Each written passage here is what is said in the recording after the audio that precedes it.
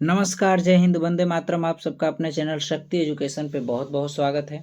तो आइए आज हम UP TGT PhD Hindi BPSC TRE 4 के लिए हिंदी विषय से आदिकाल के प्रश्नोत्तर को लिया है। हमने वही प्रश्न लिया है जो आयोग द्वारा बार बार रिपीट किया गया है। तो वीडियो में अंत तक बने रहिए, आपको बहुत अच्छे तरीके से समझ में आने वाला है। और पहली बार होंगे तो आप लाइक, सब्सक्राइब, शेयर, कमेंट जरूर कर सकते हैं। वीडियो शुरू करते हैं। आइए देखते हैं पहला प्रश्न यहाँ पर क्या है। तो पहला प्रश्न है कि खड़ी बोली आदि कवि के नाम से निम्नलिखित में किस कवि को जाना जाता है।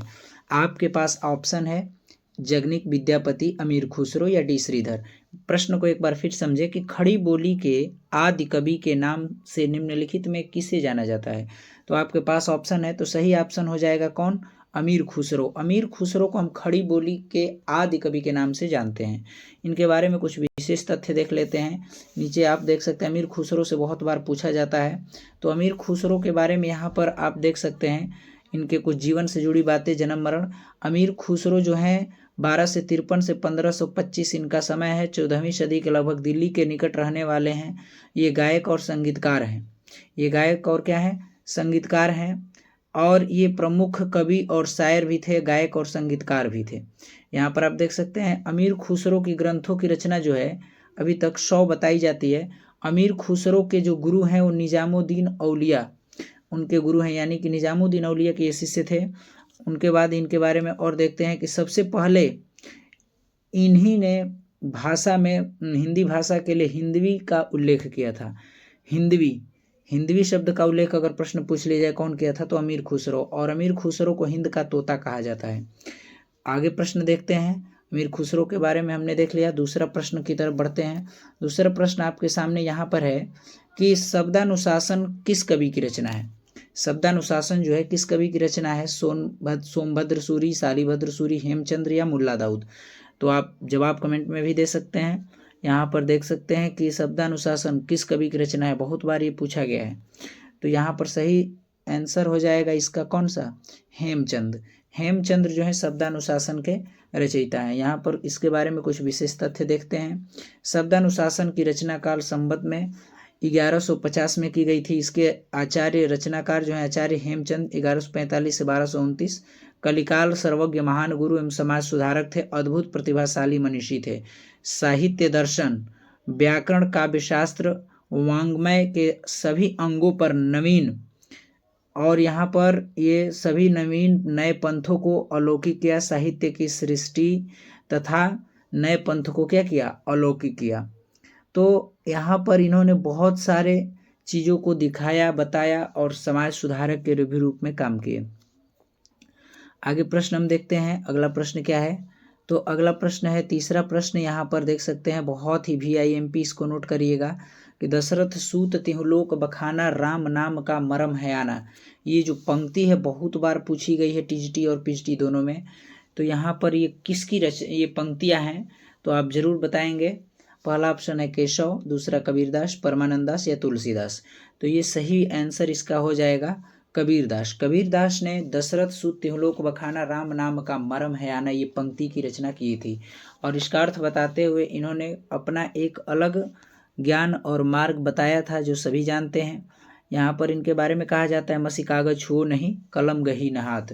न कभी स्कूल गए, न कागज छुए, न कलम छुए। इनकी जो भी रचनाएं थी, कहा जाता है इनके जो चेले धर्मदास हैं सभी उन्होंने संग्रह किया था। इनके बारे में कुछ विशेष तथ्य देख लेते हैं कि प्रदत्त उक्ति कबीरदास द्वारा रचित है। अर्थ, कबीरदास का जो मानना है कि राम जो है दशरथ के पुत्र ही नहीं, वो बल्कि अखिल विश्व के नायक हैं। अखिल विश्व के नायक का मतलब कि पूरे विश्व के क्या हैं? ये नायक यानी हीरो हैं, और इनको हम ज्ञान और साधना से प्राप्त कर सकते हैं। इनके बारे में यहाँ पर विशेष तथ्य में यहाँ पर देख सकते हैं कि दशरथ पुत्र ही केवल राम नहीं बल्कि पूरे अखिल विश्व के क्या हैं? नायक हैं। यहाँ पर कुछ और आगे इनके बारे में देखते हैं। कबीरदास 15वीं सदी के रहस्यवादी कवि और संत थे। वे हिंदी साहित्य में भक्तिकालीन युग में परमेश्वर की भक्ति और एक महान प्रवर्तक के रूप में उभरे। कबीर की जो साखी है, इस ग्रंथ में कबीर साहब ने साखियों के माध्यम से आत्मा को परमात्मा के बीच का संबंध को बताया है। यहाँ पर आगे देख सकते हैं कबीर जो है, इनका बीजक जो है कबीर बाणी का संग्रह के नाम से इनके शिष्य धर्मदास ने सन 1464 ईस्वी में, इस सन को याद रखिएगा कि इनकी रचनाओं का संग्रह 1464 ईस्वी में विजक नाम से धर्मदास ने कराया था, और बाकी इनकी रचना तीनों साखी शबद रामायणी इसी में संग्रहित है। आगे बढ़ते हैं अगला प्रश्न की तरफ। अगला प्रश्न यहाँ पर आप देख सकते हैं कि परमाल रासो, परमाल रासो किसकी रचना है? बहुत बार ये पूछा गया आपको, इसको VIMP में लिखेंगे तो ये VIMP नोट करके इसको आप लिख सकते हैं कि क्या ये परमाल रासो किसकी रचना है। तो इसको आप बता सकते हैं कि परमाल रासो किसकी रचना है। पहला जगनिक, दूसरा चंद्रबरदाई, तीसरा दलपति विजय, चौथा नरपति नाला। तो सही ऑप्शन क्या हो जाएगा? जगनिक। जगनिक की परमाल रासो रचना है। परमाल रासो के बारे में विशेष तथ्य देखते हैं हम पूरा विस्तार से विश्लेषण से चर्चा करते हुए कि आपको कोई भी प्रश्न आता है तो उसको बस टिक लगा के ही नहीं, बल्कि उसके बारे में उसके विशेष तथ्यों को जो बहुत इंपॉर्टेंट है उसी को हम बताते हुए आगे बढ़ेंगे। तो आप अंत तक बने रहेंगे, आपको बहुत आनंद आने वाला है, और प्रश्न ही बहुत इंपॉर्टेंट लिए हैं हमने। तो जगनिक परमाल रासो की रचना किए हैं, और इसमें क्या कहानी होती है 2-4 लाइन में हम समझ लेते हैं, और जगनिक के बारे में थोड़ा देख लेते हैं। स्पष्टीकरण में हम देखते हैं यहाँ पर जगनिक के बारे में कि जगनिक कौन थे। तो जगनिक जो है यहाँ पर आप देख सकते हैं कि जगनिक जो है हिंदी साहित्य के आदिकाल के कवि माने जाते हैं। जगनिक जो है कालिंजर के, जगनिक जो है कालिंजर के चंदेल राजा परमर्दिदेव यानी परमाल 1165 से 1203 ईस्वी के समकालीन भट्टराव कुल में जन्मे एक कवि थे। इनका पूरा जो नाम था जगनिक राव था। और यहाँ पर इम्पोर्टेंट ये हो जाता है कि परमाल रासो को आलाखंड नाम से भी जाना जाता है। ये आलाखंड नाम से विश्व प्रसिद्ध हुआ था। इस बात को आप याद रखेंगे कि आलाखंड किस साहित्य का नाम है आदिकाल का? तो परमाल रासो का। आगे देखते हैं, आगे यहाँ पर चंद्रबरदाई, अब यहाँ से कुछ विशेष तथ्य में हम देख लेते हैं कि चंद्रबरदाई के बारे में। चंद्रबरदाई हिंदी साहित्य के आदिकाल के प्रमुख कवि माने जाते हैं। इनका जन्म लाहौर में हुआ था। पृथ्वीराज रासो, पद्मावती आदि इनकी बहुत फेमस रचना हुई। दलपति विजय हिंदी साहित्य के भक्ति काल कवि थे, और इनकी रचना खुमाड़ रासो है। तो इनकी रचना कौन सी है? तो इनकी रचना है खुमाड़ रासो। यहाँ पर आप देख सकते हैं खुमाड़ रासो किसकी रचना है? तो दलपति विजय की।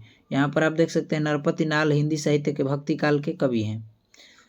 और नरपति नाला की जो रचना है ये कौन सी रचना है? बहुत बार ये VIMP पूछा गया है, बिसल देव रासो नरपति नाला की रचना है। तो हम विश्लेषण करते हुए चल रहे हैं। यहाँ पर आप देख सकते हैं क्वेश्चन 5 है। क्वेश्चन 5 में क्या बताया जा रहा है कि हिंदी का प्रथम महाकाव्य कौन सा है? VIMP इसको आप नोट करेंगे। हिंदी का प्रथम महाकाव्य कौन सा है? पृथ्वीराज रासो, पद्मावत, रामचरितमानस या बिहारी सतसई। तो यहाँ पर सही ऑप्शन क्या हो जाएगा? यहाँ पर सही ऑप्शन हो जाएगा कि महाकाव्य किसे कहेंगे हम? तो हिंदी का प्रथम महाकाव्य जो है पृथ्वीराज रासो को यहाँ पर आचार्य रामचंद्र शुक्ल ने आदिकाल में माना है। तो इसकी रचना अभी हम देखें रचनाकार कौन से हैं? तो रचनाकार इसके चंद्रबरदाई हो सकते हैं। की पॉइंट में हम देख लेते हैं कि पृथ्वीराज रासो, जो पृथ्वीराज रासो है इनके रचनाकार चंद्रबरदाई हैं, जिसकी रचना 12वीं शताब्दी में होती है। पृथ्वीराज रासो में कुछ 59 सर्ग हैं, मतलब कि आप अध्याय कह लीजिए यानी सर्ग, जिसमें से इन्होंने कुछ रचना करने के बाद अंत में उनके साथ चले जाते हैं। तो इनके पुत्र जल्लाहड़ पूरी रचना 8 सर्गों की रचना वो करते हैं। पृथ्वीराज रासो हिंदी भाषा में लिखा महाकाव्य, जिसमें पृथ्वीराज चौहान और उनके जीवन चरित्र का वर्णन किया है। और यहाँ पर आप देख सकते हैं कि चंद्रबरदाई पृथ्वीराज के बचपन के मित्र और राज कवि भी उसके रहते हैं, और उनकी युद्ध यात्राओं के साथ समय समय पर वीर रस की कविताओं से सेना को प्रोत्साहित भी करते हैं, राजा को भी प्रोत्साहित करते हैं। चंद्रबरदाई के बारे में यहाँ पर हम थोड़ा सा देख लेते हैं बस। चंद्रबरदाई का जन्म 1148 में लाहौर में, जो वर्तमान में लाहौर में पाकिस्तान में है, वहाँ हुआ था, और इनकी मृत्यु 1192 में गजनी में हुई थी। पृथ्वीराज रासो जो है हिंदी का सबसे बड़ा काव्य ग्रंथ है। इसमें 10,000 से अधिक छंद और यहाँ पर इससे छंद हैं और तत्कालीन प्रचलित 6 भाषाओं का प्रयोग किया गया है। तो आप इन दोनों के बारे में देख लिए। आगे बढ़ते हैं अगले प्रश्न की तरफ। यहाँ पर अगला प्रश्न है पौम चरियु किसकी रचना है? तो पौम चरियु जो है किसकी रचना है? सरापा, स्वयंभू, देवसेन या पुष्पदंत। तो यहाँ पर किसकी रचना हो जाएगी पौम चरियु?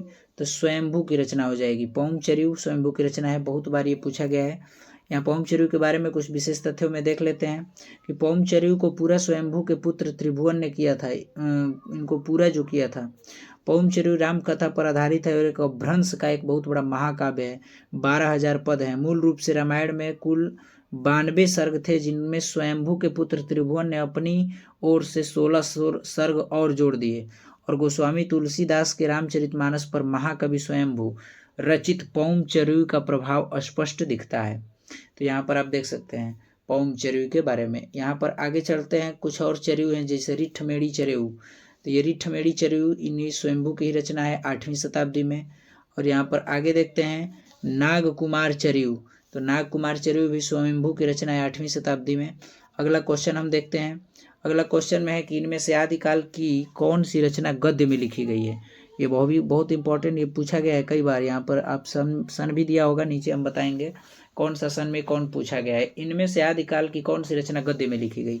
यहाँ पर जयचंद्र प्रकाश या वर्ण रत्नाकर, परमाल रासो या बसंत विलास। तो यहाँ पर वर्ण रत्नाकर जो है ये गद्य और पद दोनों में क्या हुई, लिखी गई, गद्य में लिखी गई। इसमें जो आदिकाल की रचना है वर्ण रत्नाकर किस में लिखी गई, तो यहाँ पर गद्य में लिखी गई। की पॉइंट्स में हम देख लेते हैं। यहाँ पर की पॉइंट में वर्ण रत्नाकर जो 14वीं सदी के रचनाकार ज्योतिरीश्वर ठाकुर हैं, वर्ण रत्नाकर संबंधित कुछ अन्य बिंदु हम देखेंगे। हिंदी दरबार और भारतीय जीवन में पद्धति का यथार्थ चित्रण मैथिली में इसकी रचना हुई और इसका संपादन सुनीति कुमार चटर्जी ने किया। तो इनका संपादन कौन किया, सुनीति कुमार चटर्जी ने किया था। कुछ रचना और रचनाकार हम इस युग से देख लेते हैं जो बहुत बार पूछे जाते हैं। यहाँ पर रचनाकार जयचंद्र प्रकाश जो अभी ऑप्शन में थे, वो महाकाव्य जयचंद्र प्रकाश महाकाव्य, केदार भट्ट जगनिक, परमाल रासो। तो यहाँ पर जयचंद्र प्रकाश महाकाव्य है, इसको कौन लिखे हैं, तो केदार भट्ट ने लिखा है जो महाकाव्य है। जगनिक जो है, जगनिक ने परमाल रासो की रचना की। बसंत विलास के लेखक अज्ञात हैं, इनके अभी बारे में कुछ पता नहीं है। आगे देखते हैं, यह अलौकिक श्रृंगारिक कृति है और आदिकालीन गद्य साहित्य में ये बहुत ही अहम भूमिका निभाती है। यहाँ पर आप देख सकते हैं कि रचना और रचनाकार में पहला है कुंवल यलमाला कहा, 9वीं सदी में उद्यतन सूरी ने लिखा। यहाँ पर राउल वेल, बहुत ही VIMP, राउल वेल किसकी रचना है, तो राउल वेल यहाँ पर देख सकते हैं, राउल वेल किसकी रचना है, 10वीं सदी की, रोड़ा कवि की। बहुत बार पूछा गया, इसको आप काउंट नोट कर सकते हैं VIMP करके। और उक्ति व्यक्ति प्रकरण 12वीं सदी में दामोदर शर्मा द्वारा रचित है। वर्ण रत्नाकर 14वीं सदी में ज्योतिरीश्वर ठाकुर द्वारा रचित है। तो यहाँ पर आप देख सकते हैं ज्योतिरीश्वर ठाकुर का वर्ण रत्नाकर अभी पर हमने देखा, ये भी प्रश्न पूछा गया। उक्ति व्यक्ति प्रकरण 12वीं सदी का दामोदर शर्मा, राउल वेल 10वीं सदी में रोड़ा कवि और कुंवल यलमाला कहा 9वीं सदी में उद्यतन सूरी ने। आगे देखते हैं अगला क्वेश्चन यहाँ पर कि इनमें से अलवार महिला संत का नाम क्या है। तो जो अलवारों में महिला संत थी उनका नाम क्या है, यहाँ पर ऑप्शन देख सकते हैं, गार्गी, अपाला, अंडाला या राबिया। तो सही ऑप्शन क्या हो जाएगा, सही ऑप्शन यहाँ पर हो जाएगा अंडाला। यहाँ पर सही ऑप्शन अंडाला हो जाएगा। इन अलवारों में एक महिला संत थी मात्र एक, जो जिनको हम दक्षिण की मीरा भी कहते हैं। आगे देखिए, अलवार दक्षिण भारत का एक वैष्णव संप्रदाय था जो भक्ति मार्ग में प्रचार करते थे। और भक्ति मार्ग में प्रचार करने के बाद इन्होंने यहाँ पर आप देख सकते हैं कि बहुत ही धीरे धीरे ये दूर तक अपने प्रचार को फैलाए थे। और यहाँ पर इनका मूल उद्देश्य विष्णु की प्रगाढ़ में भक्ति में स्वलीन होना और उपदेशों के दूसरे साधकों में लीन करना होता था। अंडाल, यहाँ पर वैष्णव जो थे अलवार के 12 संत में से ये एकमात्र नारी थी। तो जो अलवार होता था वहाँ पर 2 धर्म में जो शैव थे उनको नयनार कहा जाता था, जो शैव थे उनको क्या कहा जाता था, नयनार कहा जाता था। और जो यहाँ पर वैष्णव थे उनको अलवार कहा जाता था। तो अलवार में 12 संतों में एकमात्र नारी संत थी अंडाल। तो इसके बारे में आप देख सकते हैं। और यहाँ पर आप देखते हैं कि इनका बचपन का नाम कौंदे था। इनके काव्य रचनाएं में तिरुपौवे और नाचियार और तिरुमोल्ली है। इनका तमिल साहित्य में वही स्थान है जो हिंदी में मीरा का है। तो हमने कहा कि इनको दक्षिण भारत की मीरा कहा जाता है, ये भी एक प्रश्न बनता है। आगे हम चलते हैं, अगला प्रश्न है खुमाड़ रासों के रचयिता कौन है। खुमाड़ रासों के यहाँ पर देख सकते हैं, खुमाड़ रासों के रचयिता कौन है। तो खुमाड़ रासों के रचयिता में ऑप्शन है जगनिक, चंद्र बरदाई, नरपति नाला, दलपति विजय। हमने ऊपर भी देख लिया है, ये वही रिपीटेड प्रश्न है। तो खुमाड़ रासों के रचयिता कौन हो जाएंगे, जगनिक या चंद्र बरदाई या दलपति विजय। तो यहाँ पर खुमाड़ रासों के रचयिता दलपति विजय हो जाएंगे। ये आदिकालीन की जो प्रथम रचनाकार में आती है, 9वीं शताब्दी में रची गई। खुमाड़ रासों के रचनाकार कौन है, दलपति विजय। या 5000 छंदों में, 5000 छंदों का क्या है, 5000 छंदों का विशाल महाकाव्य, 5000 छंदों का विशाल महाकाव्य है। और काव्य ग्रंथ है खुमार रासो 9वीं शताब्दी में रची गई और इनमें चित्तौड़ के नरेश खुमार के युद्धों का चित्रण है। खुमार रासो में रचना के दोहा, सवैया, कविता आदि छंद का प्रयोग हुआ है। अगला प्रश्न की तरफ हम बढ़ते हैं। अगला प्रश्न है बहुत ही VIMP, सखी पिया को जो मैं न देखूं तो कैसे काटूं अंधेरी रतिया। उपयुक्त वाक्य में पंक्तियां किस कवि की हैं? तो यहाँ पर आप ऑप्शन में देख सकते हैं विद्यापति, नरपति नाल, अमीर खुसरो, केदार भट्ट, कौन से हैं? तो सखी पिया जो मैं न देखूं तो कैसे काटूं अंधेरी रतिया, उपयुक्त पंक्तियों में ये पंक्ति जो है यहाँ पर किसकी है? तो यहाँ पर ये उक्त पंक्ति अमीर खुसरो की हो जाएगी। ये अमीर खुसरो की पंक्तियाँ हैं। यहाँ पर आप देख सकते हैं ये पंक्ति कौन सी किसकी है? अमीर खुसरो की। अमीर खुसरो की ये पंक्ति है। आगे बढ़ते हैं। अमीर खुसरो के बारे में हमने ऊपर भी देख लिया था। अमीर खुसरो आदिकाल के कवि हैं। गुरु निजामुद्दीन औली, ये सभी हम देख लिए हैं। इनकी कुछ रचनाओं के बारे में हम देख लेते हैं, जैसे कि ब्रज भाषा में खड़ी बोली में रचना की। वास्तविक नाम इनका बुले हसन। प्रमुख रचनाओं में हम देखते हैं, प्रमुख रचनाओं में खालिक बारी, दो सखुने, गजल, पहेलिया, मुकरिया आदि, हालाते कन्हैया, नजराने हिंद भी इनकी रचनाएं हैं। आगे देखते हैं। महत्वपूर्ण पंक्ति में मैं हिंदुस्तान की तूती हूँ, अगर वास्तव में मुझसे कुछ पूछना चाहते हो तो हिंदवी से पूछो। किससे पूछो? हिंदवी से पूछो, जिससे मैं हम क्या कर सकूँ, बता सकें। ये बहुत इंपॉर्टेंट लाइन है कि मैं हिंदुस्तान की तूती हूँ, अगर मैं वास्तव में मुझसे कुछ पूछना चाहते हो तो हिंदवी से पूछो। हिंदवी से पूछो जिससे कि मैं कुछ अद्भुत बातें बता सकूं। तो ये भी पंक्ति आप याद रखेंगे। अगला प्रश्न हम देखते हैं, अपभ्रंश के प्रथम महाकवि कौन है? तो अपभ्रंश के प्रथम महाकवि में यहाँ पर कौन से हो जाएंगे? स्वयंभू हो जाएंगे। आगे हम बढ़ते हैं अगला प्रश्न की तरफ। 12वां, आदिकालीन काव्य में किस काव्य प्रवृत्ति का अभाव है? तो आदिकालीन काव्य प्रवृत्ति में सभी जानते हैं यहाँ पर भक्ति श्रृंगारिक और अपने आश्रय दाताओं की बहुत बढ़ा चढ़ा कर अतिशोक्ति लगा करके वर्णन हुआ है, लेकिन राष्ट्रीय चेतना का क्या है? यहाँ पर अभाव है। आगे प्रश्न हम देखते हैं, आदिकाल को बीज वपन काल किसने कहा? बहुत ही महत्वपूर्ण, हमने इसके बारे में भी एक स्लाइड बना दिया कि इस काल को किसने क्या क्या कहा है। डिस्क्रिप्शन में मैं लिंक डाल दूंगा, आप वहां पर जाकर के देख सकते हैं। तो आदिकाल को बीज वपन काल किसने कहा है? तो आदिकाल को बीज वपन काल महावीर प्रसाद द्विवेदी, हजारी प्रसाद द्विवेदी, लक्ष्मण सागर वर्षणे या राम कुमार वर्मा, किसने कहा?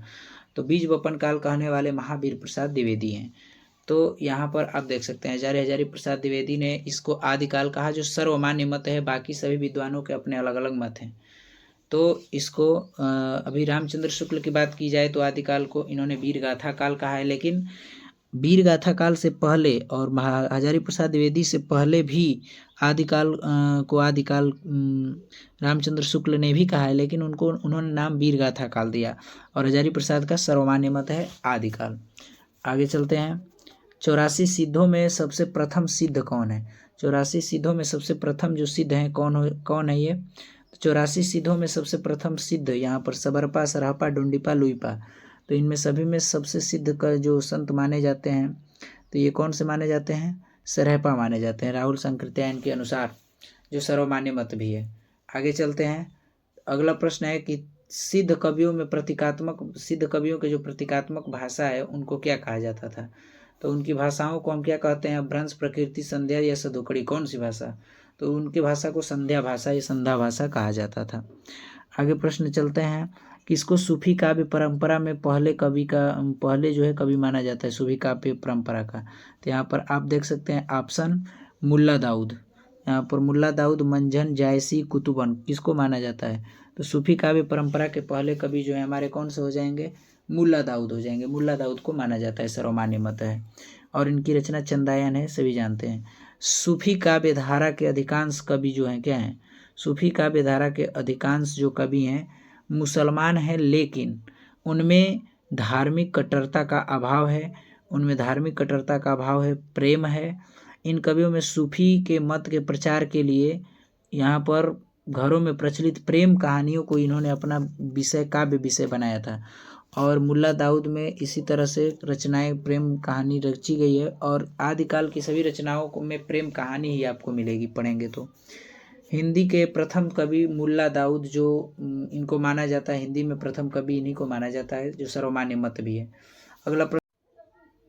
अगला प्रश्न है 15 नंबर की, सूफी साधन के जो 4 पड़ाव हैं इनमें से कौन सा नहीं है?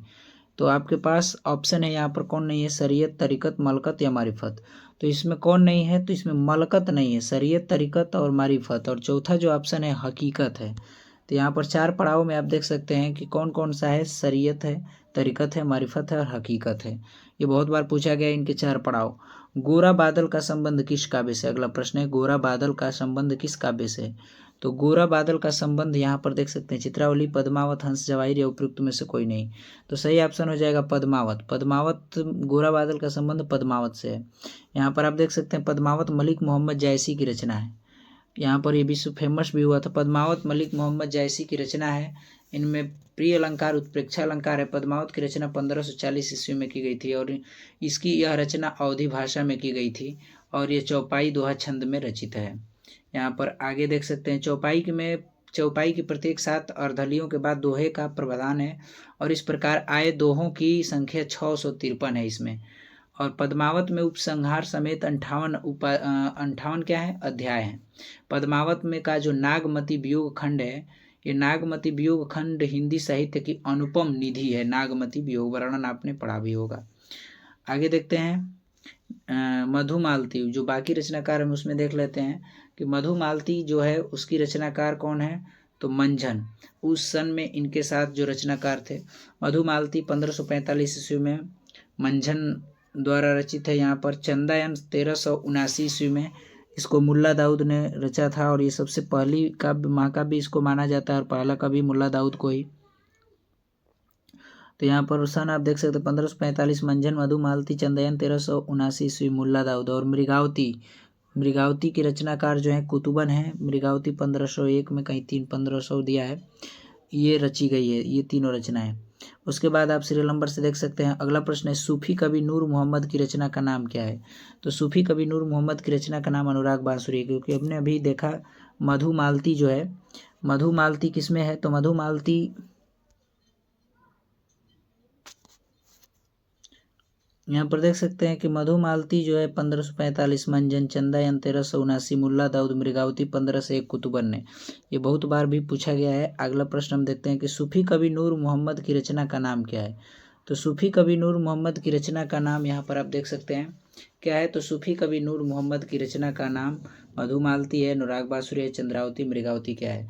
तो सही आंसर हो जाएगा अनुराग बांसुरी, क्योंकि मधुमालती की रचनाकार अभी हमने देखा मंजन, चंद्रावती, मृगावती, कुतुबन। तो यहाँ पर ये सही ऑप्शन अनुराग बांसुरी किसकी हो जाएगी, नूर मोहम्मद की हो जाएगी। और यहाँ पर अगला प्रश्न की तरफ बढ़ते हैं। लैला मजनू किसकी रचना है? तो लैला मजनू के रचनाकार जान कवि, दामोदर ईश्वर दास या बनारसी दास? तो जान कवि हैं लैला मजनू के रचनाकार। अगला प्रश्न की तरफ बढ़ते हैं। मुल्ला दाऊद का साहित्य में कौन इनमें से कौन सा है? तो अभी आपको हमने ऊपर बताया और चर्चा भी हुई, संदेश, मधुमालती, संदेश रासक, मृगावती, चंदायन। तो चंदायन इनकी जो क्या है, ये चंदायन है, मुल्ला दाऊद की रचना है। यहाँ पर चंदायन हो जाएगा। आगे देखते हैं अगला। चंदायन एक साहित्यिक रचना है जिनमें कुछ हिंदी में सूफी काव्य, प्रेमाख्यान काव्य परंपरा का सूत्रपात होता है। डॉक्टर राम कुमार वर्मा ने मुल्ला दाऊद को सूफी काव्य का प्रथम कवि माना है। चंदायन को प्रथम महाकाव्य माना है। चंदायन को ही इन्होंने क्या माना है, प्रथम महाकाव्य माना है। की पॉइंट में हम कुछ देख लेते हैं कि चंदायन जिनके रचनाकार क्या है, मुल्ला दाऊद हैं। विधा काव्य इनका प्रकाशन वर्ष 1379 है। मुख्य पात्र में चंदा, लोर, मैना आदि हैं। आगे देखते हैं विषय इसमें नायक और लोर नायिका। नायक जो है उनका नाम लोर है और नायिका का नाम चंदा। यहाँ पर चंदा की प्रेम कथा का वर्णित है। संदेश रासक में के रचनाकार अब्दुल रहमान। विधा काव्य दूत काव्य है। प्रकाशन वर्ष में इनका यहाँ पर दिया है कि 1207 ईस्वी में हुआ था संदेश रासक, और यह रचना मूल स्थान या मुल्तान के क्षेत्र से संबंधित है। मधुमालती के रचनाकार सैयद मंझन सतारी राजगीर हैं, यानी मंझन के नाम से बस इनको हम जानते हैं। प्रकाशन वर्ष 1545 ईस्वी मधुमालती का। मुख्य पात्र इसमें कौन कौन से हैं? तो मुख्य पात्र में हम देखेंगे तो मनोहर, मधु और मधुमालिनी आदि हैं। विश्व में इनमें मनोहर नाम का एक राजकुमार होता है। मनोहर नाम के क्या होते हैं, राजकुमार होते हैं। और यहाँ पर सुंदर नगर की जो है राजकुमारी मधुमालिनी होती हैं और इनका प्रेम प्रसंग का वर्णन है। मृगावती के रचनाकार कुतुबन। विधा काव्य प्रकाशन वर्ष 1534 ईस्वी। यहाँ पर सभी का पूरा डिटेल में हम आपको बता देते हैं। विधा काव्य का प्रकाशन वर्ष 1503 से 4 ईस्वी है। मृगावती मुख्य पात्र इसके कौन कौन है? तो मुख्य पात्र में हम देखेंगे कि गणपति देव मुख्य पात्र में आप देख सकते हैं, गणपति देव, मृगावती, रूप मुरारी आदि विषय इसमें चंद्रनगर के राजा गणपति देव के राजकुमार और कंचनपुर के यहाँ पर राजा रूप मुरारी की कन्या मृगावती का प्रेम कथा का वर्णन है। तो आप अच्छे तरीके से समझ गए होंगे कि इसमें किस किस चीज़ों का हर इन आदिकाल के काव्य में प्रेम कहानी का ही वर्णन आपको मिलेगा। अगला प्रश्न है कि सुजान कुमार किस प्रेम आख्यान का नायक है, किस चीज साहित्य का नायक है। तो यहाँ पर आप देख सकते हैं कि सुजान कुमार मधुमालती, चित्रावली, इंद्रावती या हंस जवाहिर। तो सुजान कुमार किस सूफी प्रेमाख्यान का नायक हैं। तो यहाँ पर उत्तर हम देखते हैं सुजान कुमार सूफी प्रेमाख्यान का नायक चित्रावली जो है दूसरा उसके क्या है नायक है। और इनका प्रकाशन वर्ष देख सकते हैं 1613 ईस्वी में है।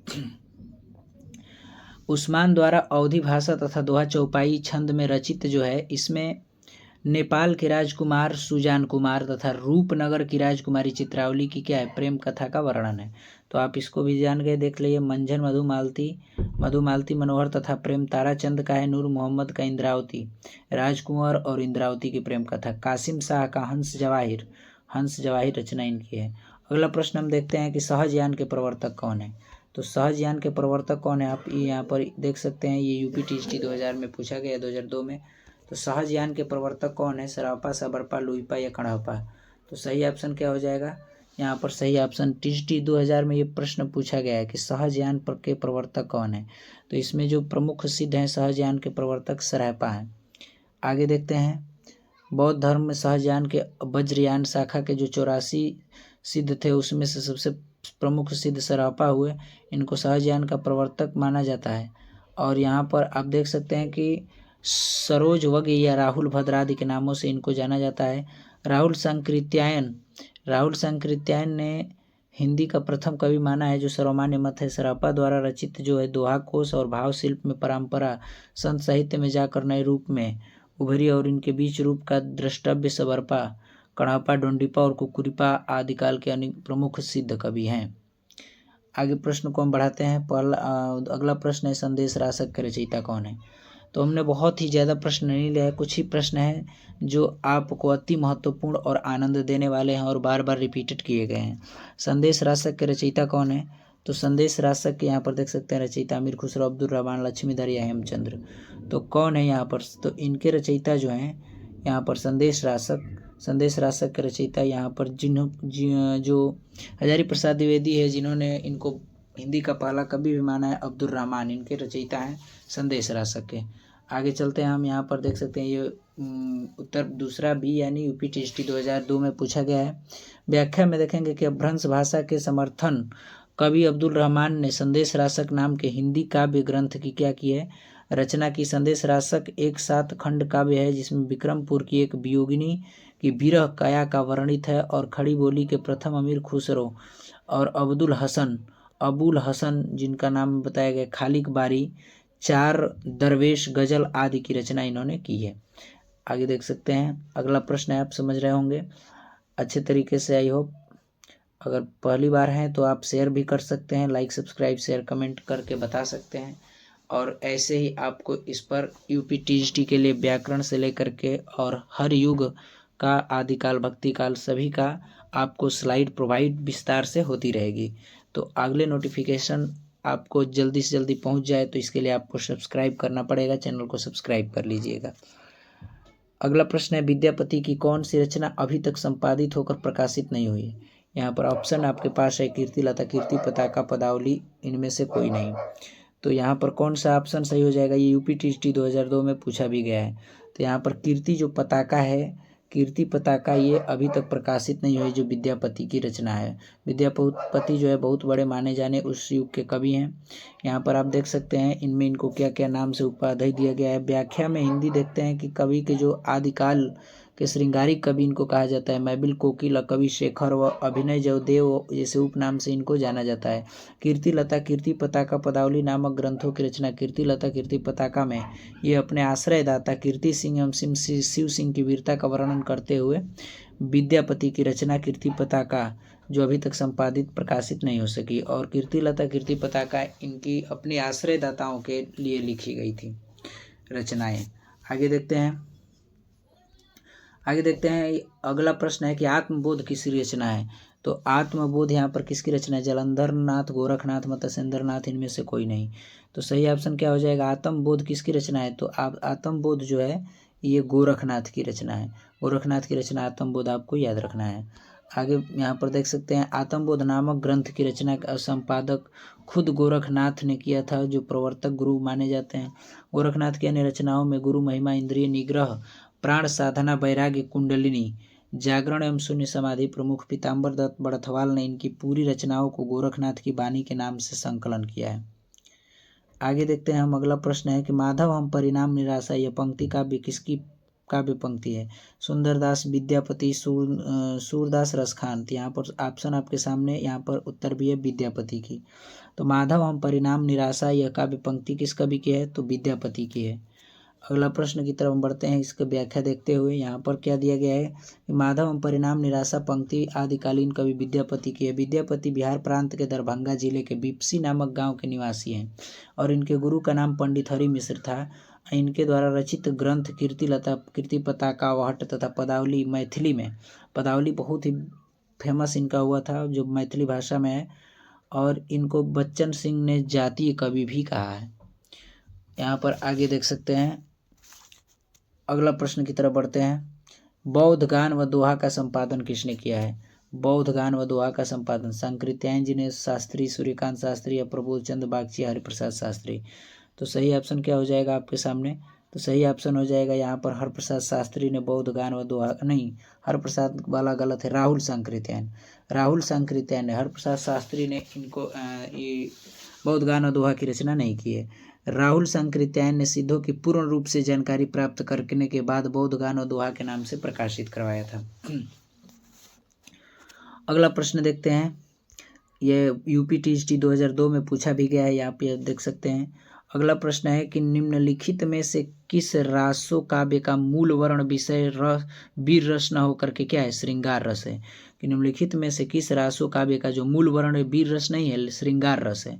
खुमार रासो, पृथ्वीराज रासो, विशलदेव रासो या परमाल रासो। तो आप बता सकते हैं किस रचना का मूल वर्ण विषय वीर रस न होकर के क्या है? श्रृंगार रस है।